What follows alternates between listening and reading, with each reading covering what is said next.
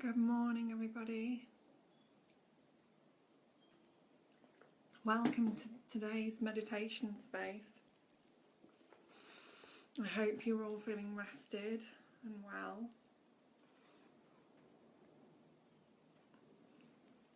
And I'm going to share some things with you today, and we'll do some meditation.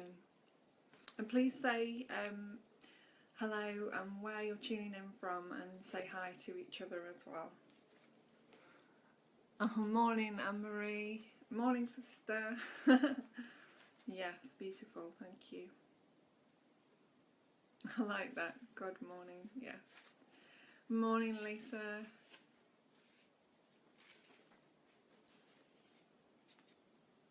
Oh, and please feel free to share this video as well, as I can't share it when I'm actually doing it, unfortunately. So I'm going to start with today's reading from the Spiritual Diary, an inspirational thought for each day of the year. And this is all the words of Paramahansa Yogananda. Through the transparency of my deepest meditation, I will receive the light of the Father passing through me. I will be a son of God, even as Jesus was, by receiving God fully through my meditation, expanded soul consciousness. I will follow the shepherds of faith, devotion and meditation, who will lead me through the star of inner wisdom to the omnipresent Christ. I'll read that again. Very beautiful.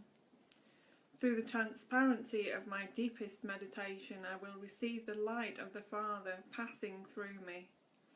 I will be a son of God, even as Jesus was, by receiving God fully through my meditation, expanded soul consciousness.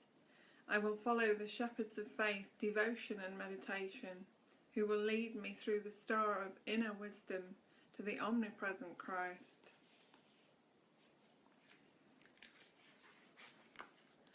And when we talk about Christ in this way, it's not in a religious way, it's the awakening, the truth of life that's within all of us. And we could say that that's Christ consciousness, and I do have there's a video on my timeline about that, which I'll put the link on the bottom of this one actually. So let's just take a few minutes to ground ourselves here, because it's a busy time of year, even although I don't particularly like that word busy, because it doesn't really mean anything. I suppose busy can just make us feel important as we're rushing around from one place to another. So let's just bring ourselves here, which is of course where we always are, but without the distractions. So let's take some deep breaths. The best way to do that is to ground yourself in the now. And grounding yourself in the now is by connecting primarily to the breath. That's one of the first things that we can do. So take some deep breaths, feel into your belly, feel how you're feeling, feel whatever emotions, sensations, feelings, thoughts, whatever is going on within you right now. Just breathe into all of that. And you can close your eyes for this if you want to.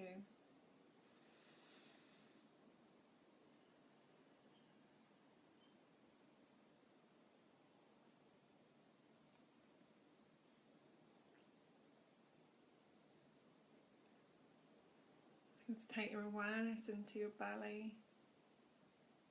Notice how you're feeling.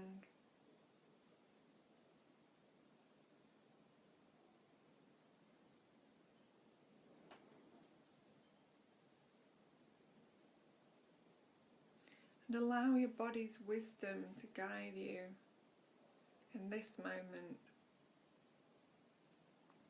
Allow your body's wisdom to guide you to wherever it is in your body that needs your attention now. as we're just tuning in to the body and the emotions and feelings and sensations that are happening within the body.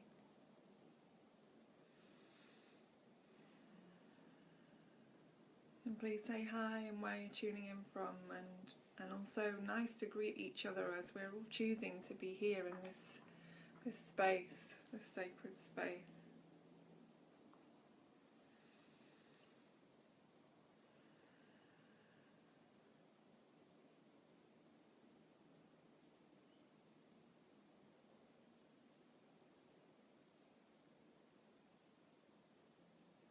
Just breathing easily and gently.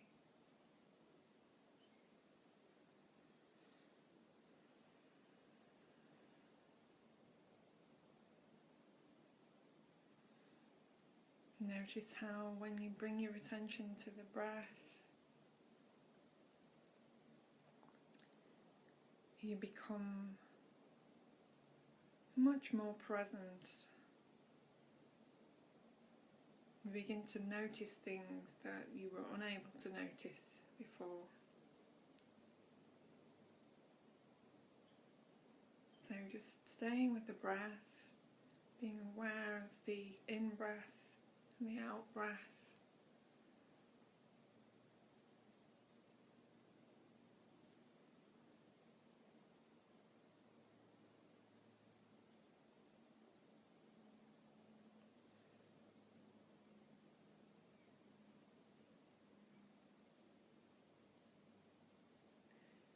And something else that we can do is we can start to focus our attention on what is right here. So of course the breath is one of the main points of what is right here, right now.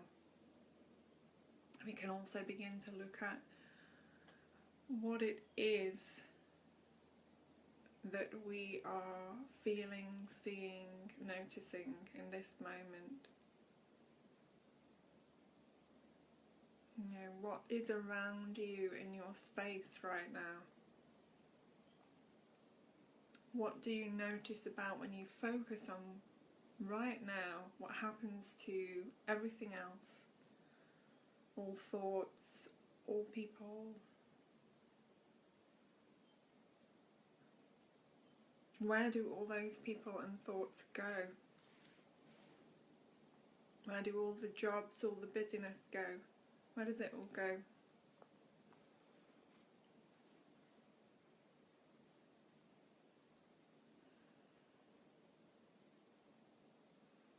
And just start to investigate what is actually here. What is it that you're seeing? What is it that you're feeling? What is it that you're noticing? And who is it that's noticing it?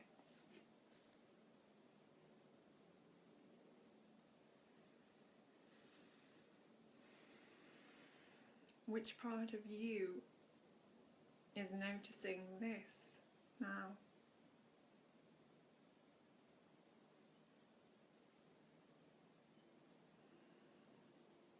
Which part of you is aware of your surroundings? Aware of your body? Aware of your mind? Can you see that you can look at your thoughts as they arise?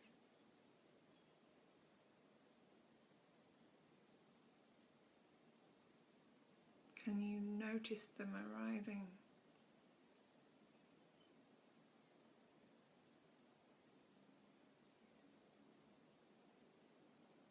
Just watch.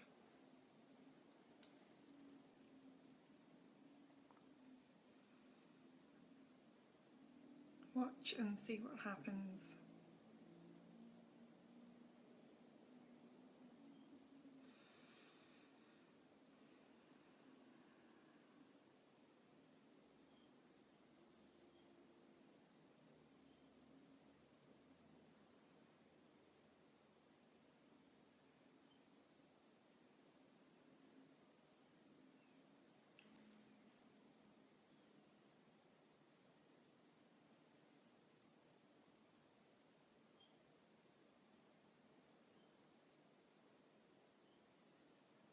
See if you can notice the source of the thoughts.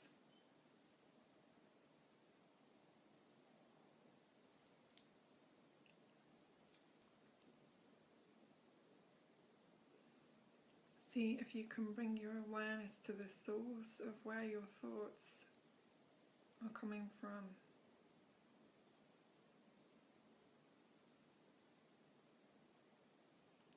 And as you begin to notice your thoughts, what is becoming apparent?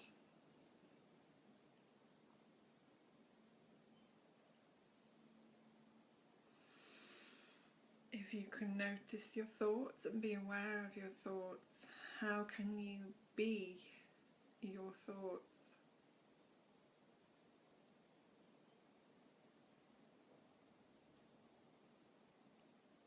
Where is this you that is thinking? Can you find this you that is thinking?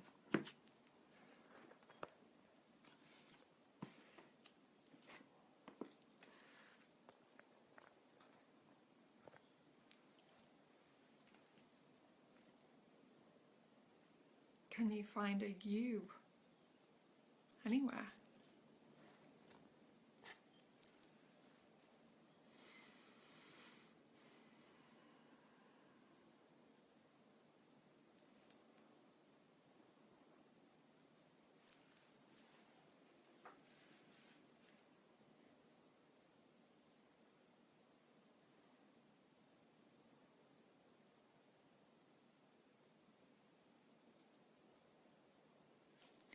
Who are you?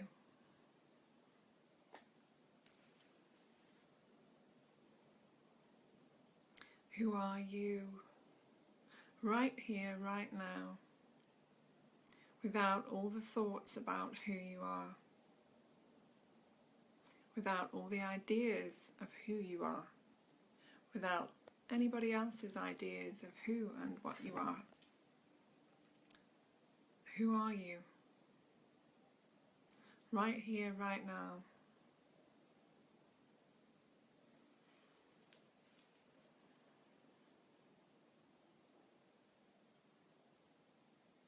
As we investigate what is real,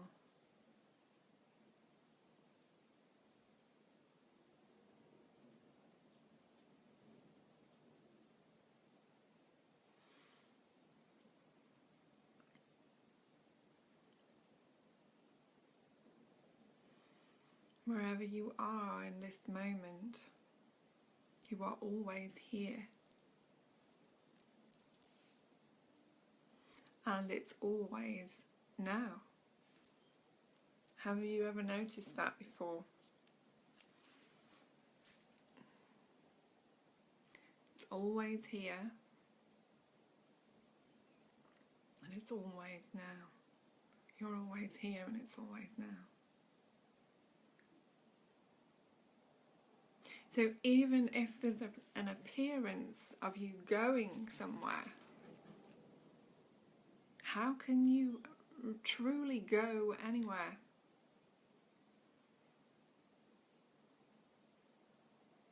Even when you drop this body, where do you think you're going?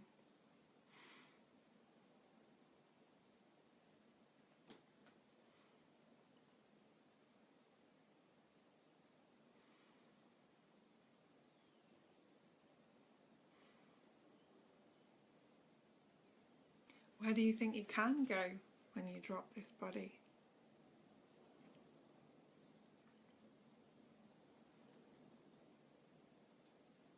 And where is this you that is dropping the body?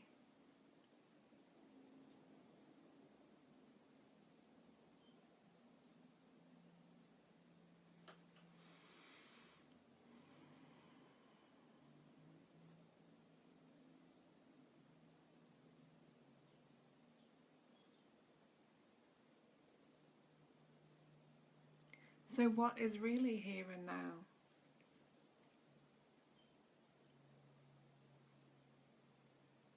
Is it your thoughts?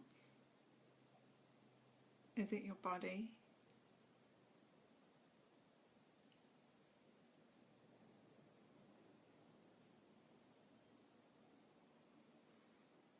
Is it your job?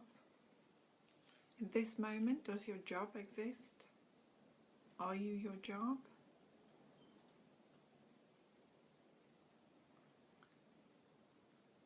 Are you your name? What's in a name?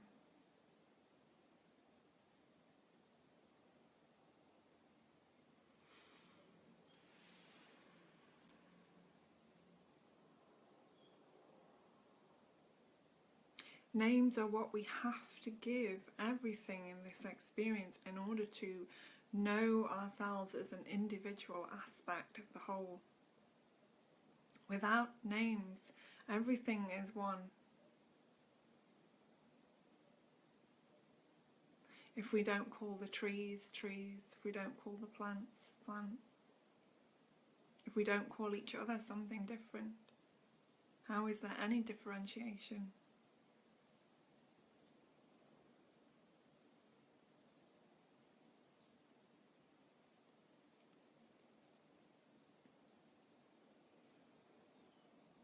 As soon as we stop and we don't label anything and we connect with the breath, we notice that everything is a part of us. We might notice this very quickly.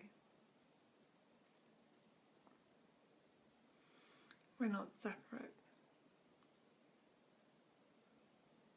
Yes, we have a name, but even that is not separating us. Our jobs don't separate us. The colour of our hair, our eyes, our skin makes no difference. Inside we are all the same. We're all made of the same substances. We're all made of the earth, the stars, the entire universe is within all of our cells.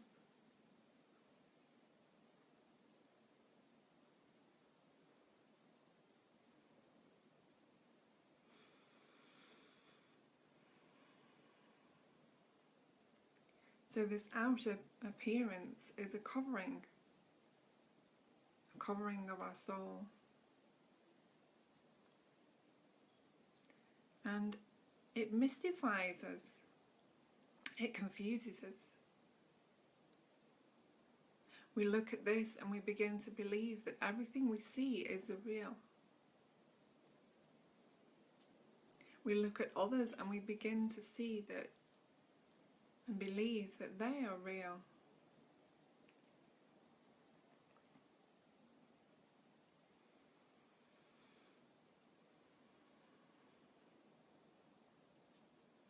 If there is one consciousness, how can there ever be any others? Truly. In the ultimate reality, there is nothing here. Nothing apart from pure potential energy.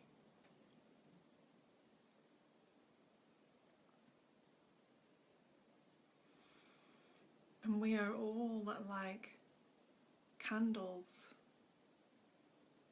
flames on a candle. Every minute millisecond we are appearing and disappearing and reappearing and disappearing and reappearing and disappearing. And it's always now.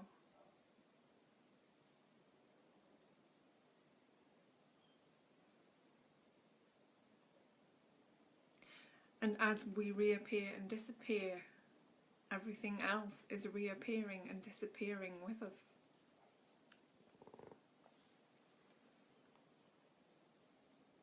Because we are our point of awareness. And so how can anything exist unless we shine the light of our awareness on it? You know that if you don't visit somewhere, You have no idea whether that place exists or not until you actually go there. And even then, it's still here and it's still now.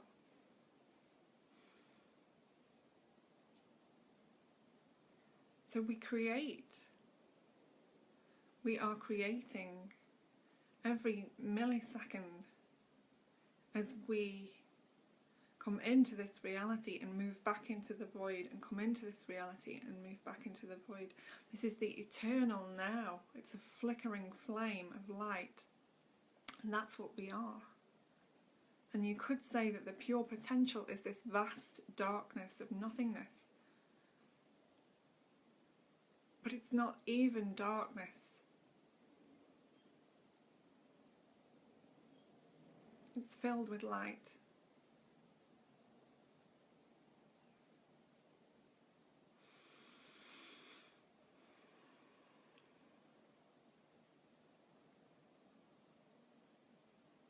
And so as we move in and out of this reality, in this constant flow, this eternal flow of now, we drop the body. Maybe we get another body. Maybe we don't need to get another body.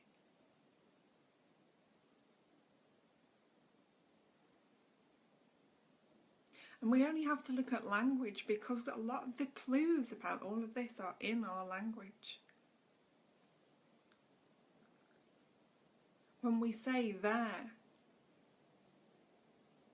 here forms part of that word, doesn't it?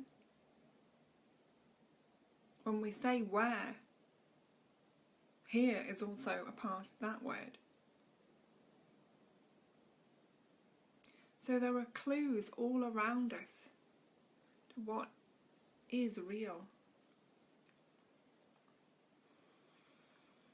And as we move into the void and out of the void in this constant flow, when we choose to be in meditation, when we make that choice to go within, that's when we enter the void.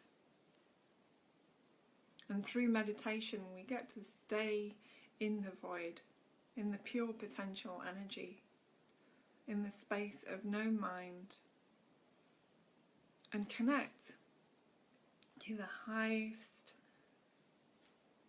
wisdom, the highest knowledge, the highest truth. And in that space, sometimes, not all the time, but we notice that we are not the body, because the identification with the body shifts when we move into a space of meditation.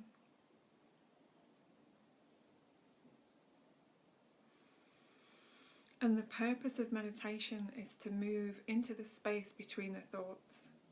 And that space is where everything is arising. That space is the void. It is the pure potential.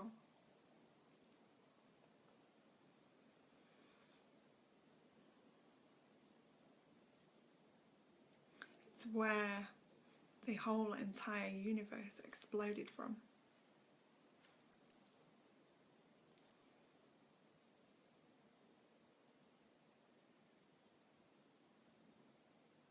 And one consciousness could not know itself as one consciousness, for obvious reasons. So the one consciousness decided to become many. And this created unique aspects of that one consciousness.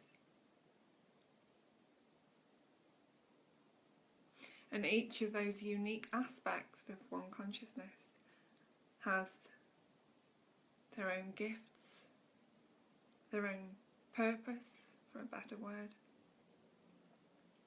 their own name, their own experiences, their own healing to do, their own understandings to reach. And when we look around us, everyone is a divine reflection of what is within us. And that was the only way that one consciousness could get to know itself.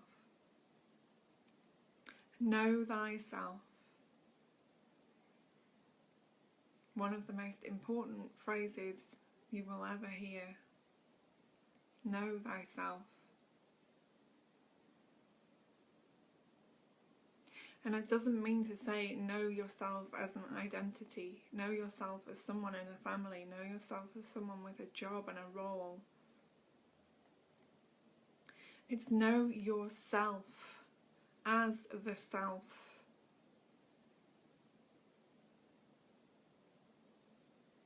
Know the self,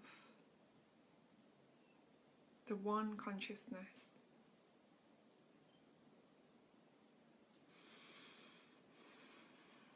And I realise this can seem like absolute gobbledygook to some people, and that's fine.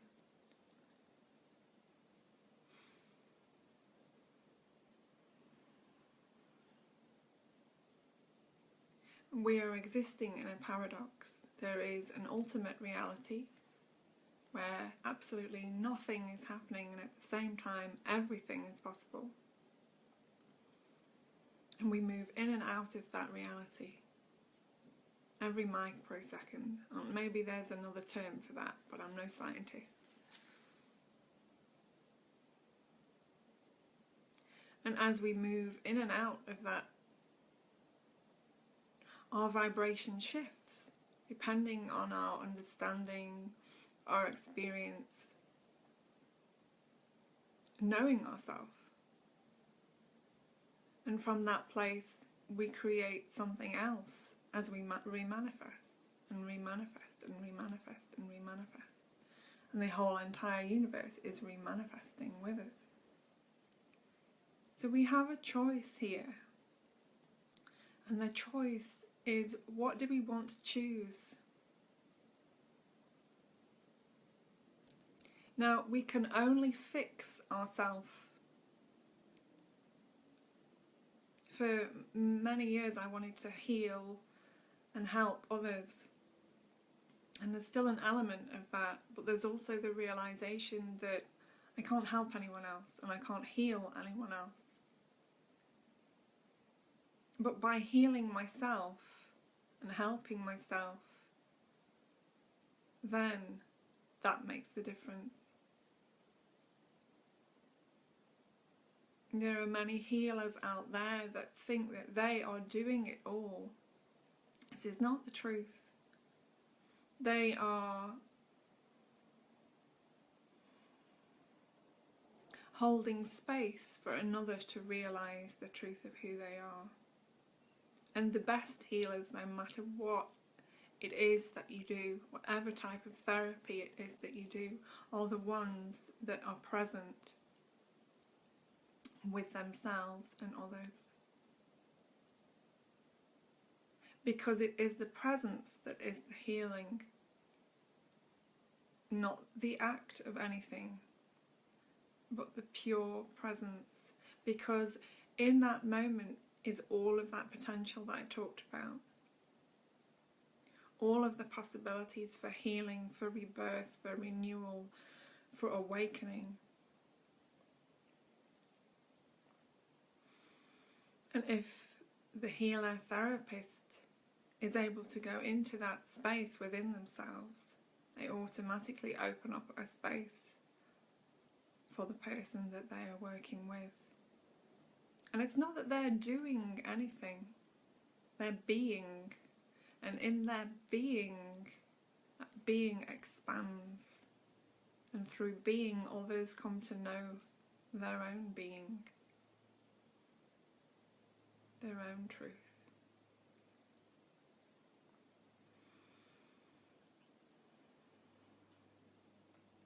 And so in the ultimate reality there is nothing here as such, no thing.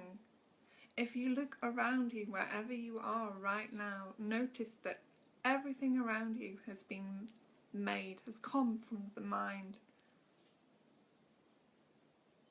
of somebody has created it.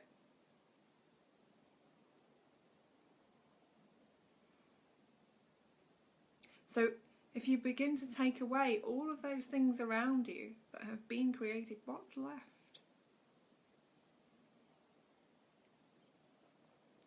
You find that you are sitting in nothingness.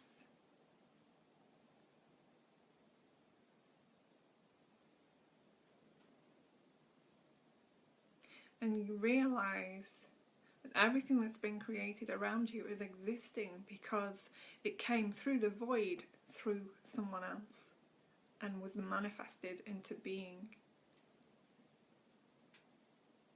And something in you called and drew that to you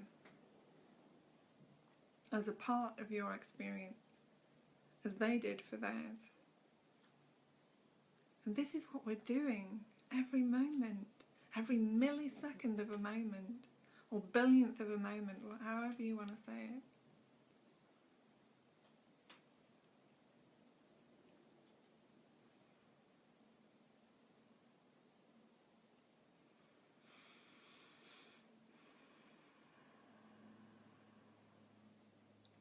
So, if everything around you is taken away, all the things around you that have been created, where are you right now?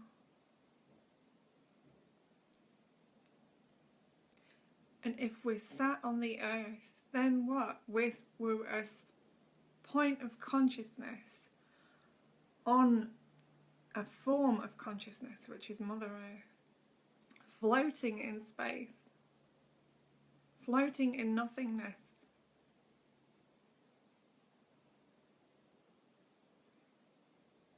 Doesn't that just blow your mind right open?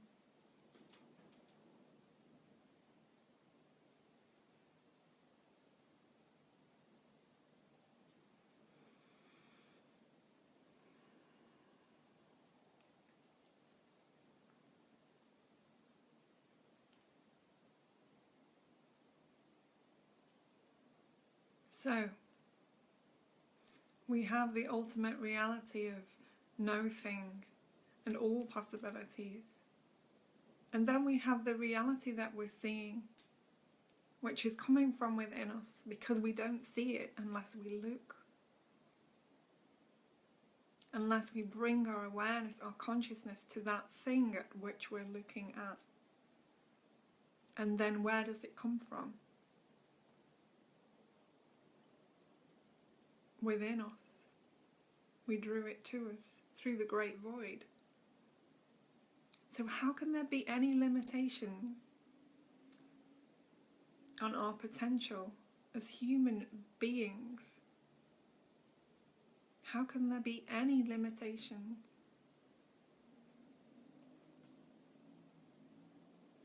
We have vast, infinite consciousness in form, but we're not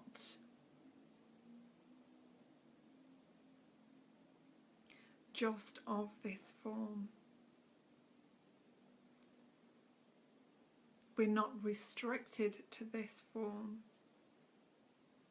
Our consciousness is way beyond this body.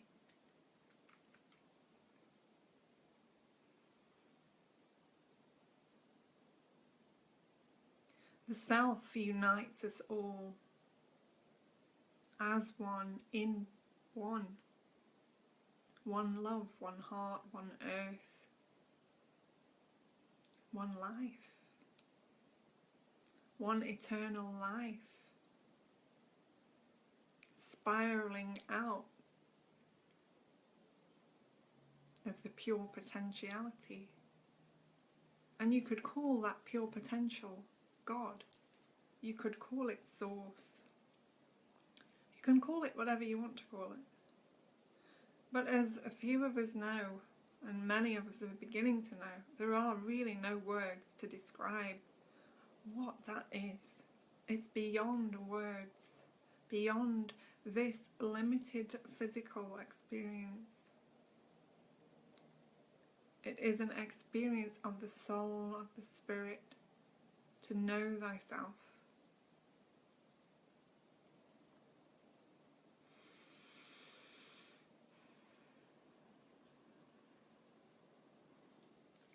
And in this book, Autobiography of a Yogi, that I've shared a bit with you and still haven't read myself, I'm very good at reading, there are many things in there about the way that we transcend reality.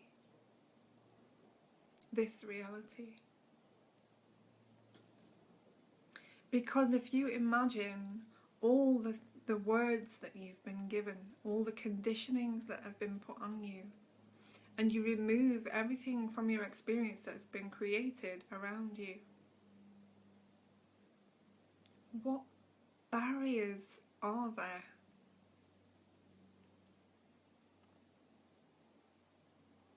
To your exploration of this life, of the possibilities of your life.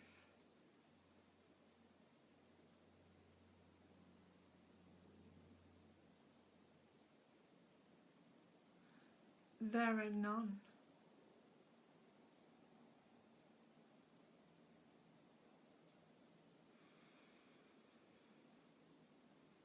And as we awaken, as we are awakening, men and women awakening, everybody awakening,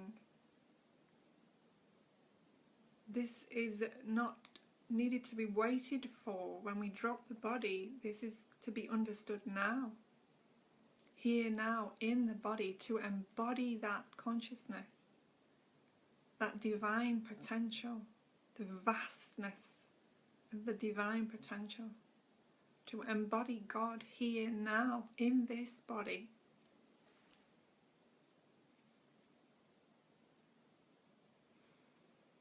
And through this, many things fall away.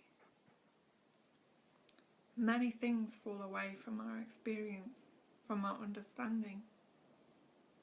We get to reframe things. We get to see that ultimately there is no good and bad. There is experience, which is needed in order to have this experience.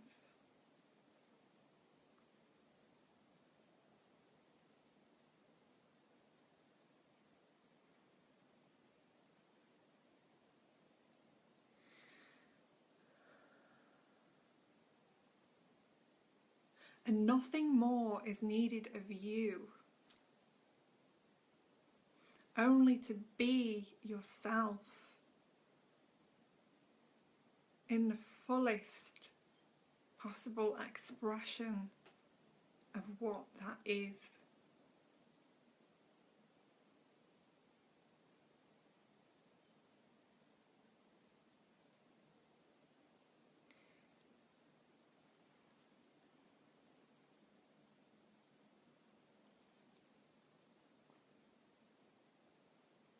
We're all here because we are meant to be here. If we weren't meant to be here, we simply wouldn't show up. And by here, I mean in this experience.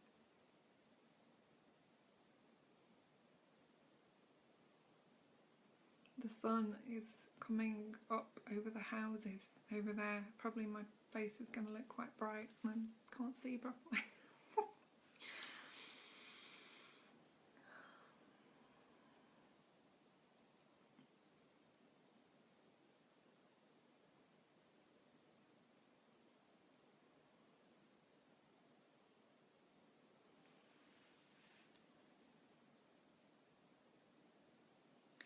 So,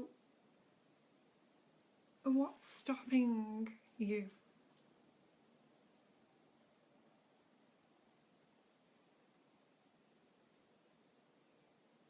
from being yourself? By being yourself, you are filling your potential.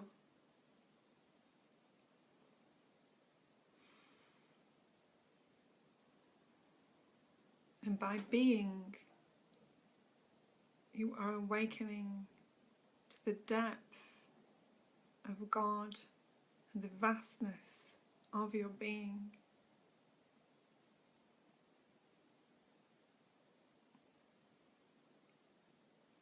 And then you are no longer separate.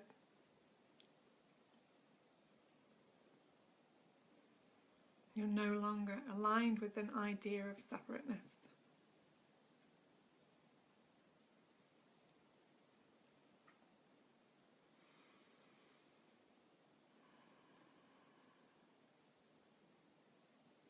Awakening is the greatest gift we have to share with the world,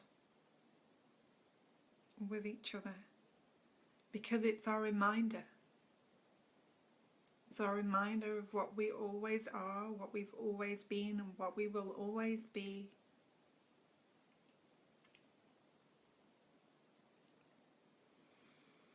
And that reminder is sparked within each one of us.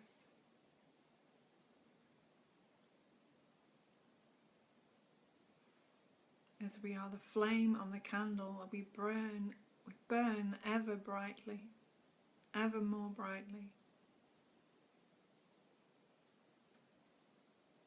When we know ourselves, when we come to know ourselves, that light gets brighter and brighter and brighter. We radiate that light as a reminder to all of those around us that we are one and the same, no matter how we look, no matter what job we have, what family we have, what experience we're having.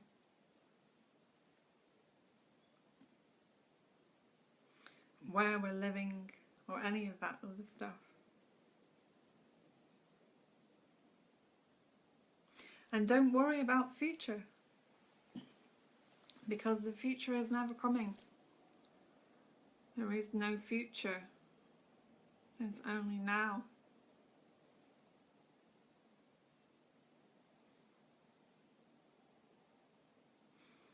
So the future is taking care of itself.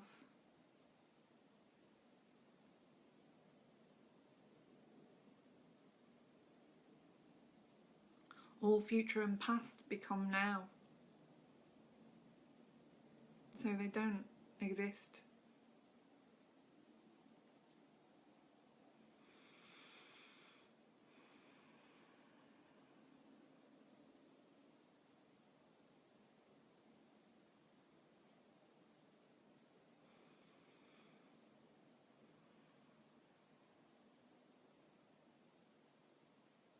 And live each day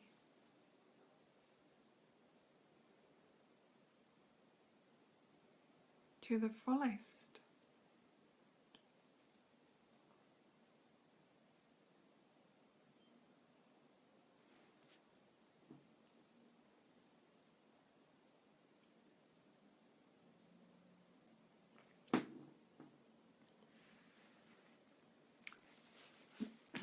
I'm going to, I don't know, I've got all these books here, but I'm feeling maybe to share something from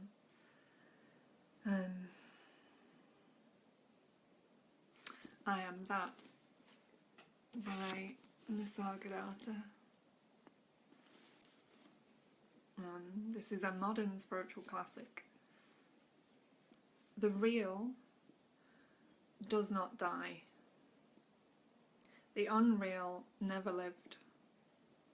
Once you know that death happens to the body and not to you, you just watch your body falling off like a discarded garment.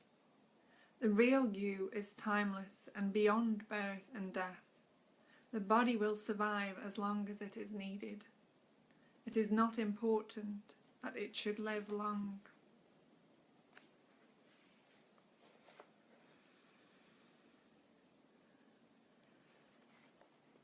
Question: when do I know that I have discovered the truth?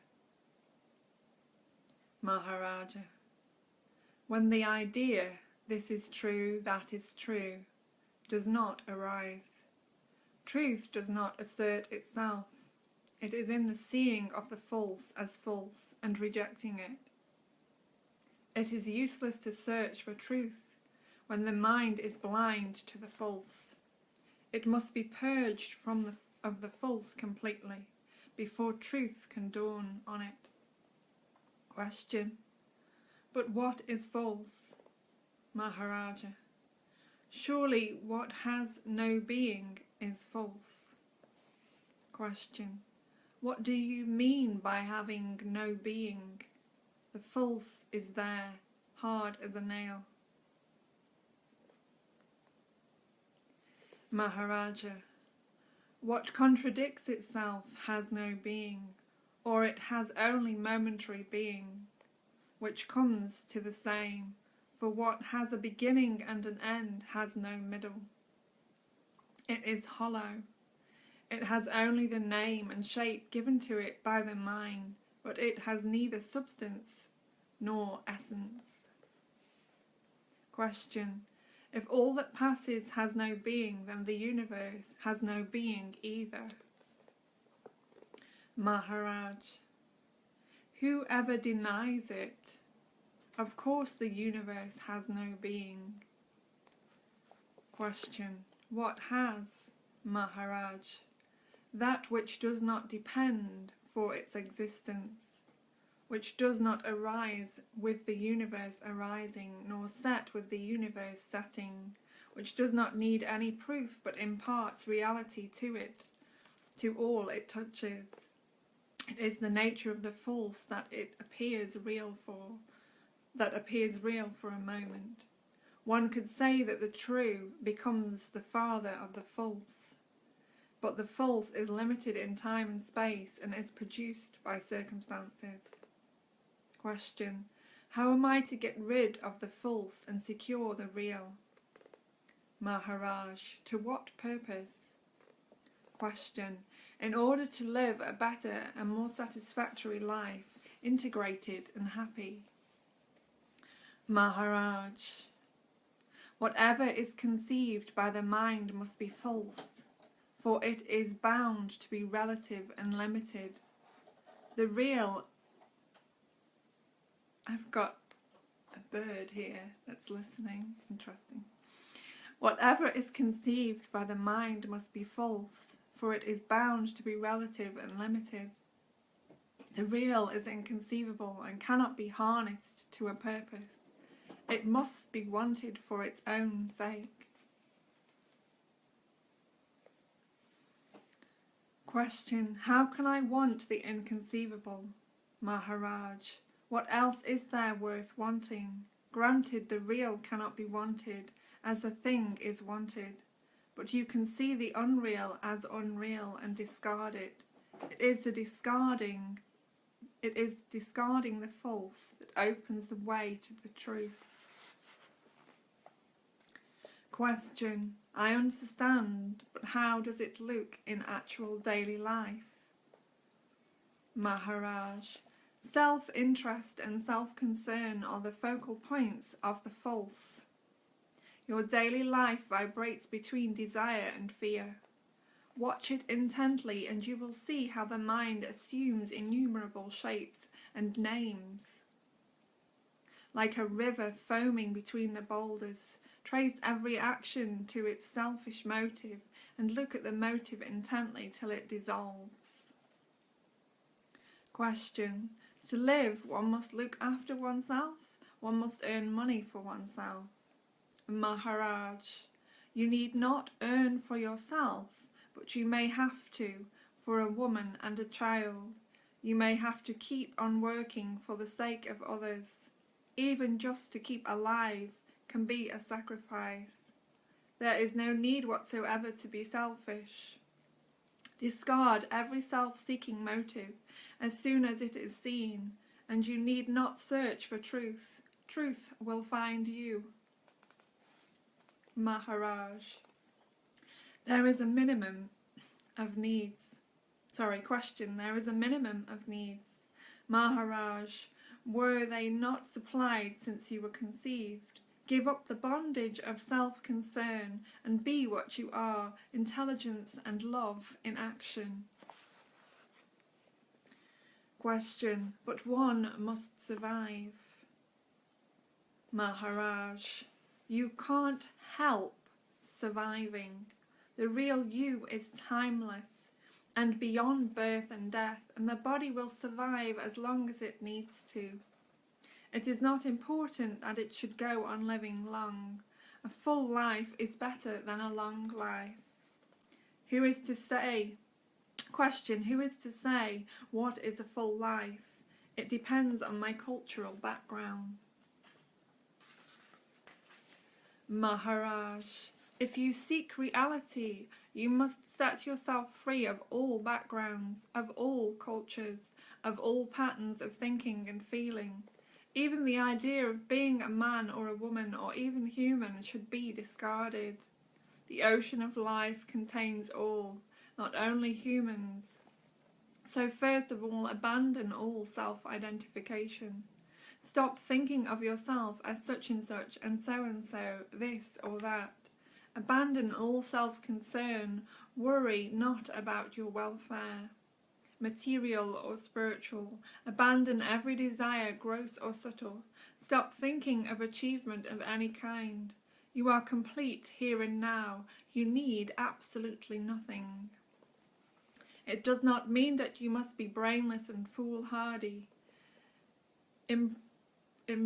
improvident or indifferent. Only the basic anxiety for oneself must go. You need some food, clothing and shelter for you and yours, but this will not create problems as long as greed is not taken for a need. Live in tune with things as they are and not as they are imagined. Question: what am I if not human? Maharaj: that which makes you think that you are human is not human, but it is dimensionless. But it is a dimensionless point of consciousness, a conscious nothing. All you can say about yourself is, I am. You are pure being, awareness, bliss. To realize that is the end of all seeking. You come to it when you see all you think yourself to be as mere imagination, and stand aloof in pure awareness of the transient as transient, imaginary as imaginary, unreal as unreal. It is not at all difficult, but detachment is needed. It is the clinging to the false that makes the true so difficult to see.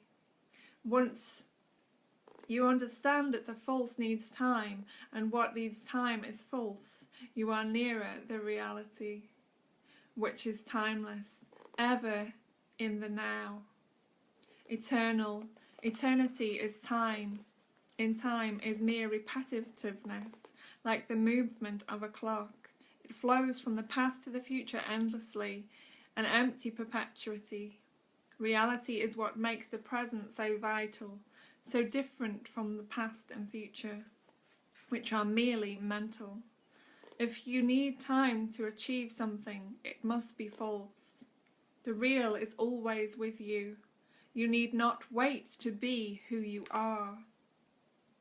Only you must not allow your mind to go out of yourself in search. When you want something, ask yourself, do I really need it? And if the answer is no, then just drop it. Question: must I not be happy? I may not need a thing, yet if I can make me happy, should I not grasp it? Maharaj: nothing can make you happier than you are. All search for happiness is misery and leads to more misery. The only happiness worth the name is the natural happiness of conscious being. Question: don't I need a lot of experience before I can reach such high levels of awareness?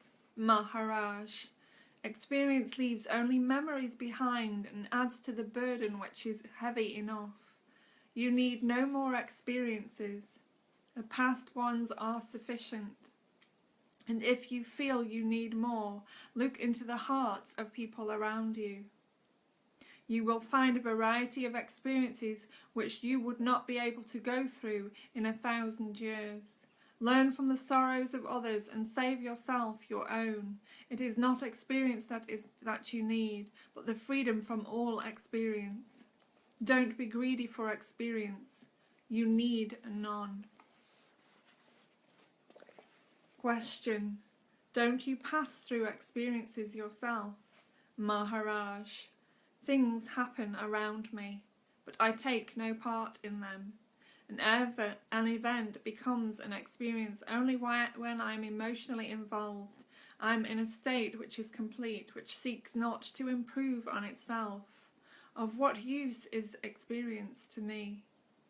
Question. One needs knowledge, education. Maharaj. To deal with things, knowledge of things is needed. To deal with people, you need insight, sympathy. To deal with yourself, you need nothing. Be what you are, conscious being, and don't stray away from yourself. University education is most helpful. Maharaj. No doubt it helps you to earn a living, but it does not teach you how to live. You are a student of psychology. It may help you in certain situations, but can you live by psychology? Life is worthy of the name only when it reflects reality in action. No university will teach you how to live so that when the time of dying comes, you can say, I lived well. I do not need to live again. Most of us die wishing we could live again. So many mistakes committed, so much left undone. Most of the people vegetate but do not live. They merely gather experience and enrich their memory, but experience is the denial of reality, which is neither sensory nor conceptual, neither of the body nor of the mind, though it includes and transcends both. I'll just read this last little bit. But experience is most useful. By experience you learn not to touch a flame. That's the question. Maharaj, I have told you already that knowledge is most useful in dealing with things, but it does not tell you how to deal with people and yourself, how to live life. We are not talking of driving a car or earning money. For this you need experience, but for being a light unto yourself. Material knowledge will not help you. You need something much more intimate and deeper than immediate knowledge. To be yourself in the true sense of the word. Your outer life is unimportant. You can become a night watchman and live happily. It is what you are inwardly that matters. Your inner peace and joy you have to earn. It is much more difficult than earning money. No university can teach you to be yourself. The only way to learn is by practice. Right away, begin to be yourself. Discard all you are not and go ever deeper. Just as a man digging a well discards what is not water until he reaches the well bearing strata, so must you discard what is not your own till nothing is left which you can disown. You will find that what is left is nothing which the mind can hook onto. You are not even a human being, you just are. A point of awareness, co-extensive with time and space and beyond both, the ultimate cause, itself uncaused. If you ask me, who are you? My answer would be, nothing in particular, yet I am. Those of you that listened to the rest of this meeting, this gathering this morning, will undoubtedly see a lot of connection running through what I've read and what we've already, what was already discussed. So if you're just tuning in now, please do say hi to each other and let me know where you're tuning in from, and I will be reposting this on my timeline very soon. And also, if you would like to make any donations to help me continue this work and these meetings I'm doing daily mostly, and from tomorrow I'll be back at around 7 AM, possibly 7:30 tomorrow, every morning, so that we can share and connect and meditate together. So that would be wonderful. So I'll put some links underneath this when I repost it. So I'd just like to thank you all for giving yourselves this space this morning and creating this with me and being present with yourselves. So let's take some breaths and we'll just have a few minutes silence now.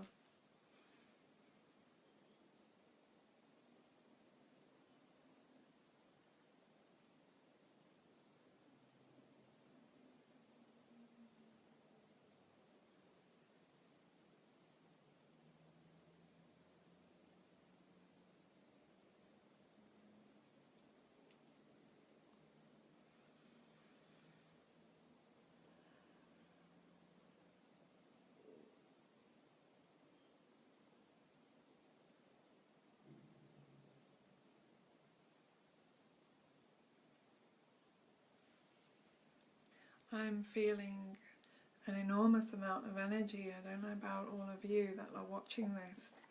So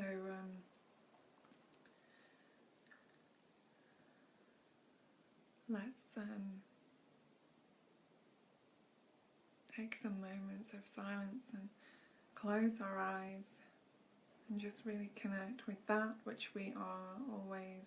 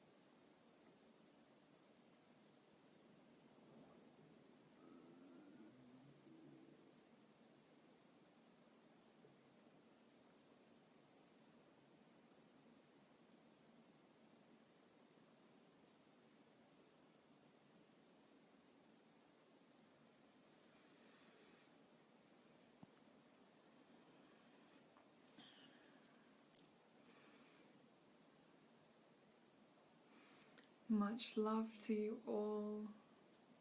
Many, many blessings. I'm going to repost this now for those of you that would like to watch it that may have just tuned in. There's a lot of important sharings in today's meeting, so thank you to everybody, and I'll post some links underneath for anyone that would like to donate, which I would be very grateful of, especially at this time of year. And I'll also put the link to the Christ consciousness conversation that I was a part of the other day as well, if anybody's interested in connecting with that. So much love to you all, and just thank you from, you know, the bottom of my heart. Om Namah Shivaya. Namaste.